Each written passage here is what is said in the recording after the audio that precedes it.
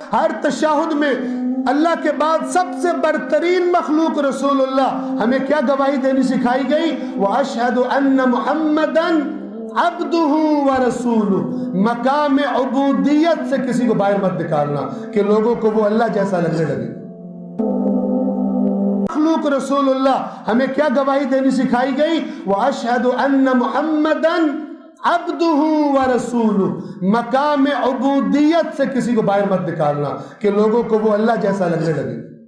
ایسی تعریف کرنا، ایسے ڈیفائن کرنا، اگر صفات بھی بیان کرنی ہے تو ایسے بیان کرنا کہ سننے والے اسے اللہ کی طرح نہ سمجھنے لگے، اسے اللہ کا بندہ سمجھے۔ وَأَشْهَدُ أَنَّ مُحَمَّدًا عَبْدُهُ وَرَسُولُهُ۔ تو یہاں پر امام کے پاس جب خبر پہنچی تو فرمانے لگے انی عبد من عبد قن ابن امت، میں تو ایک غلام ہوں، ایک غلام میں محض کا بیٹا اور ایک کنیز کا بیٹا، یعنی اللہ کے غلام اور اللہ کی کنیز کا بیٹا اپنے بابا اور اپنی والدہ کے بارے میں کہہ رہے ہیں۔ میں بھی غلام، میرا باپ بھی اللہ کا غلام، میری ماں بھی اللہ کی کنیز۔ ذمتنی الاسلاب والارحام، میں صلبوں میں رہا، میں رحموں میں رہا۔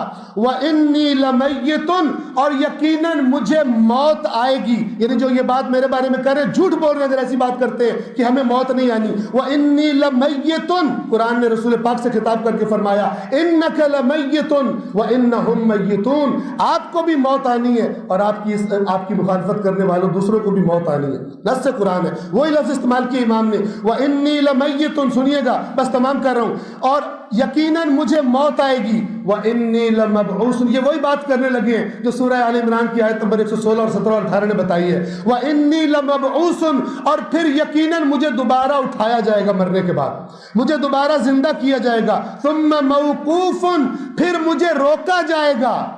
ثُمَّ مَسْئُولٌ، پھر مجھ سے سوال کیا جائے گا۔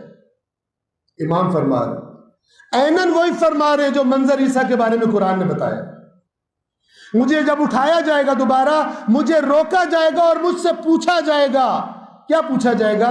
امام فرماتے ہیں وَاللَّهِ لَأُسْأَلَنَّ عَمَّا قَالَ عَنِّي هَذَا الْكَذَّابِ، اللہ کی قسم اس کذاب نے مجھ پر جو تہمت لگائی ہے، مجھ سے قیامت کے دن اس کے بارے میں حتماً اللہ نے سوال کرنا۔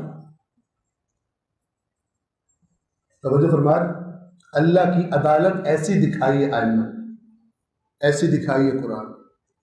تو جب یہ ہستیاں جن کی ساری عمریں اللہ کی اطاعت و عبادت میں اور اس کے کام کی ترویج کرتی گزری ہیں، ان کو بھی حق نہیں ہے کہ کوئی ان کی محبت میں ان کے سامنے ایسی بات کرے اور یہ خاموش ہی رہ جائیں۔ ان پر واجب ہے کہ یہ اظہار کرے اپنی برات کا اور اس کو بتا دے کہ تمہارا ہمارے ساتھ کوئی تعلق نہیں ہے۔ اللہم، مولا نے کیا فرمایا؟